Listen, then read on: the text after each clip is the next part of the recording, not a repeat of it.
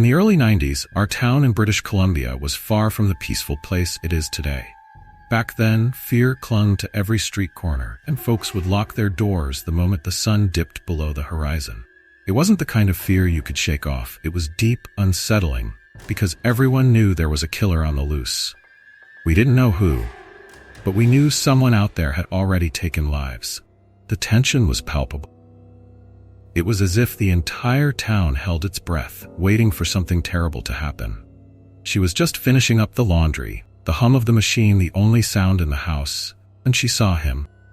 A man, standing at the bottom of the basement stairs, staring up at her. Her heart skipped a beat, her mind racing to make sense of what she was seeing. This wasn't possible. No one else was supposed to be there. She froze, every instinct screaming at her to run. She couldn't move. He must have seen the panic in her eyes because he quickly raised his hands as if to calm her down. "I'm a friend of your husband," he said, his voice too casual, too rehearsed. "He told me I could stop by any time, check in on things." But something was off. He didn't belong there. She knew all of her husband's friends, and this man wasn't one of them. She managed to ask, "What are you doing here?" Her voice wavered, betraying her fear. He smiled, but it didn't reach his eyes. "Just wanted to see if he was home," he said, "but I guess I missed him." I knew I had to think fast. My mind was racing, but I forced myself to stay calm. "He's just out at the store," I told the man, trying to keep my voice steady. "He'll be back any minute." I watched his reaction closely, praying that he'd believe me.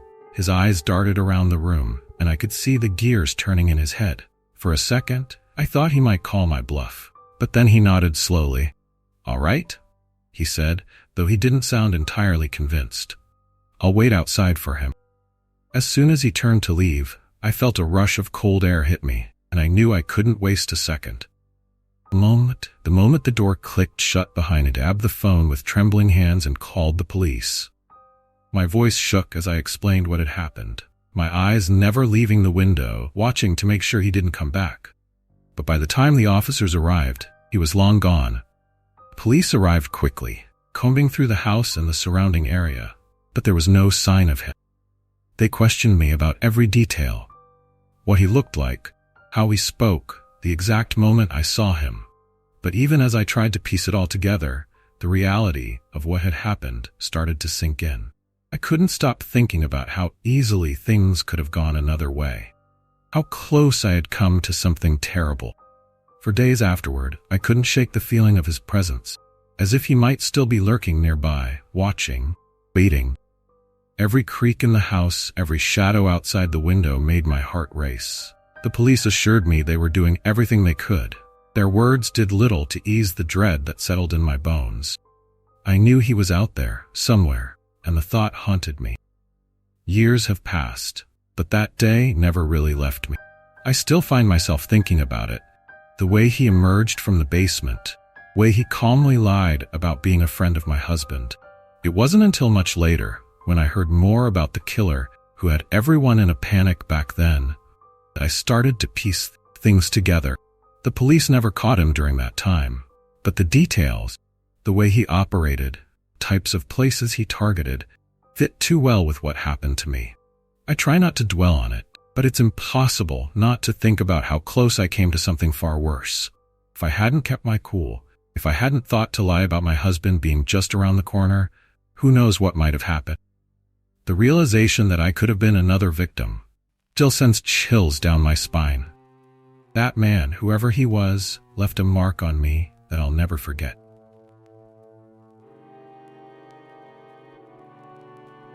My husband had just left for a business trip, leaving me alone in our house. It's not the first time, but somehow this time felt different. The house, usually a place of comfort, seemed eerily quiet. Outside, the sky was darkening, heavy clouds gathering as the wind picked up.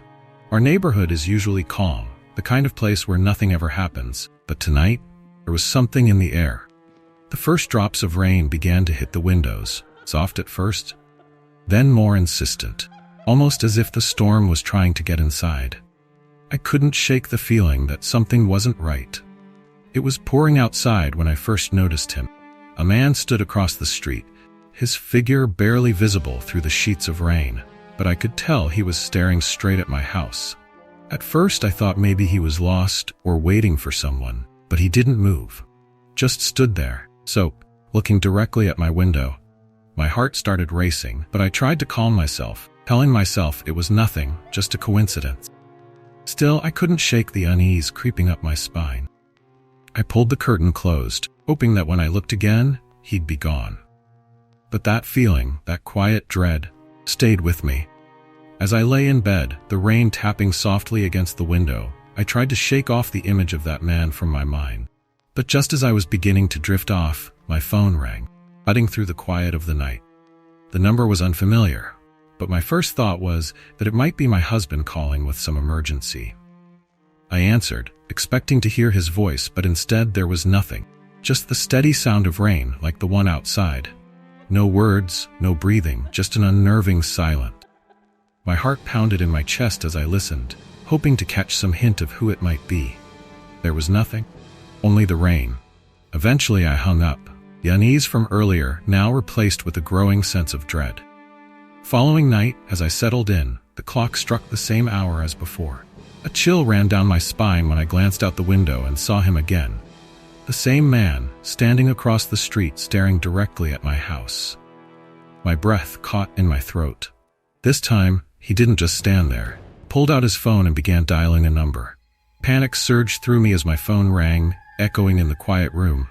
It felt like an awful déjà vu, and my hands trembled as I looked down at the screen. Unknown number. I didn't want to answer, but my instincts screamed that I had to.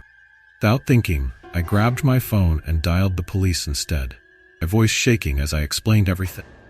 There's a man outside my house. He's been watching me for 2 nights in a row. I could hear the fear in my own words, each one tinged with the weight of my growing anxiety. The operator assured me help was on the way, but I felt trapped, each passing moment heightening my terror. The sound of sirens pierced the night, growing louder as the police car pulled up outside. I rushed to the window, heart racing, and watched as the officers stepped out, their flashlights cutting through the darkness. They approached the man who still stood across the street, seemingly unaware of the danger that had just materialized. I held my breath as they confronted him. The tension in the air was palpable, and moments later, I saw them apprehend him. Relief flooded through me, but it was quickly overshadowed by the chilling realization of what could have happened. When an officer finally came to speak with me, his face was grim. "We've been looking for this man. He's wanted for kidnapping and murder." Those words hit me like a punch to the gut. My mind raced back to the nights of dread, phone calls, and the looming figure outside my window. Even after the police took him away, the fear clung to me. I kept replaying the moments in my head. Close call that could have turned into something horrific. The haunting knowledge that he had been watching me, planning who knows what, lingered in the corners of my mind. No amount of reassurance could wash away the sense of vulnerability that settled deep within me. I would never feel completely safe in my own home again.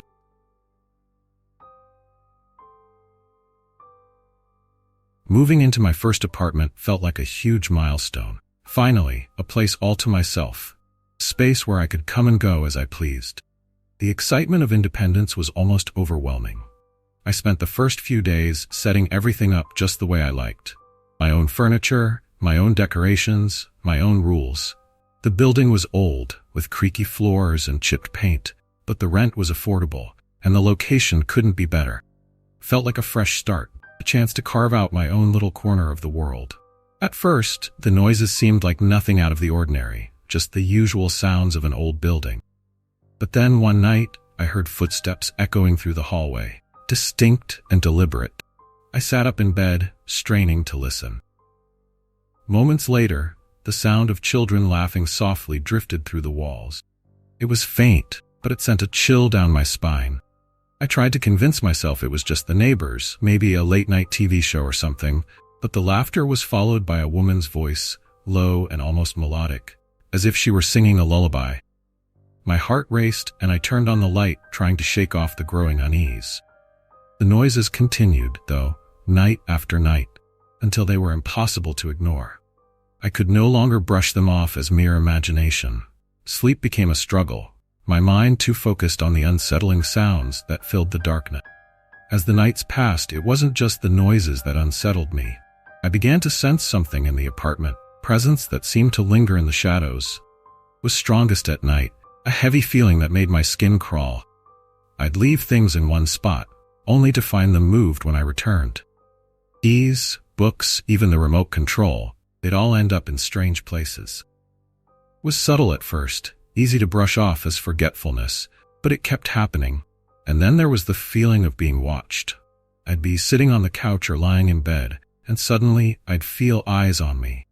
I'd turn quickly, expecting to see someone standing there, but I was always alone. My nerves were frayed, and I started losing sleep, too afraid to close my eyes. I tried to figure out where the noises were coming from. I searched every corner, checked the walls, even listened at the doors. There was nothing. The silence would mock me, waiting until I let my guard down before starting again.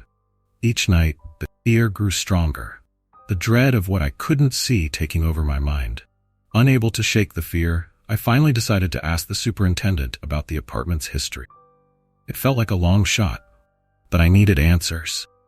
When I brought it up, his face changed. He hesitated, then told me about the previous tenants, family who had lived there years ago, a mother, father, and 2 young kids.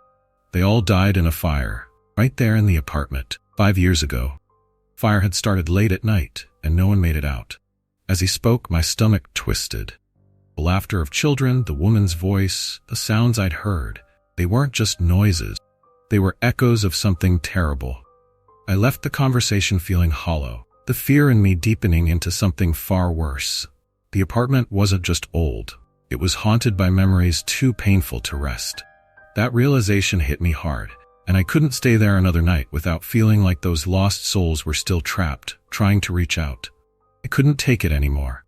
Constant fear, the feeling of being watched, it all became too much. I packed up my things and moved in with a friend, just for a while, until I could find a new place. As I left the apartment for the last time, I couldn't shake the sense that I was being watched, like the walls themselves were holding on to the memories of that tragic night.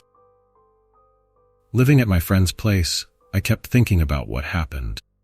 I still hear those sounds in my head sometimes, like they followed me, refusing to let go. I know I need to find a new place, somewhere, without such a dark past, but the fear lingers. Even now, I can't help but wonder if I'll ever truly escape whatever was in that apartment. Maybe some things aren't meant to be forgotten. When I was 16, I lived with my dad in a small, rural town where nothing much ever happened. Our neighborhood was quiet, surrounded by fields and trees, a kind of place where you felt safe just by being there. My dad and I had a close bond. He was my protector, always teaching me how to be strong and prepared. One evening, he got called into work for an emergency and had to leave me alone for the night. Before he left, he reminded me to keep the doors locked and to be cautious. I wasn't scared, just a little anxious, but I knew the routine. A few hours after my dad left, there was a knock at the door. It was late, and I wasn't expecting anyone. When I asked who it was, a man's voice said he was a friend of my dad's, and that my dad had asked him to wait with me until he got home. Something didn't feel right. I told him to wait outside while I called my dad to check. My heart was pounding as I dialed. Before I could get through, the man started pounding on the door, trying to force his way in. Quickly locked everything and backed away, fear gripping me tighter with each second. I tried calling my dad again, but the line was dead. Panic surged through me as I realized the man had cut the internet and phone lines. I could hear him outside, shouting threats and trying to break down the door. My mind raced as I grabbed a kitchen knife and thought about my dad's lessons on self-defense. I moved quietly through the house, checking all the windows and doors, making sure everything was securely locked. Fear was suffocating, but I knew I had to stay calm and think clearly. As the night dragged on, the man's attempts to break in grew more aggressive. I heard him smashing things outside, and his angry shouts echoed through the house. My heart pounded in my chest as I listened to the chaos. I made my way to the kitchen and used the furniture to barricade the door. Every creak of the floorboards and every thud against the walls felt like a blow to my nerves. I could see the dim light of a flashlight slipping through the gaps in the door. I had to stay hidden and quiet. My breathing was shallow, and every noise seemed amplified in the silence. After what felt like an eternity, I heard muffled voices from outside. The noise level suddenly dropped, and I could make out a neighbor shouting at someone. I heard sirens in the distance, growing louder. Relief washed over me as the front door was forced open, and I saw flashing lights through the crack in the door.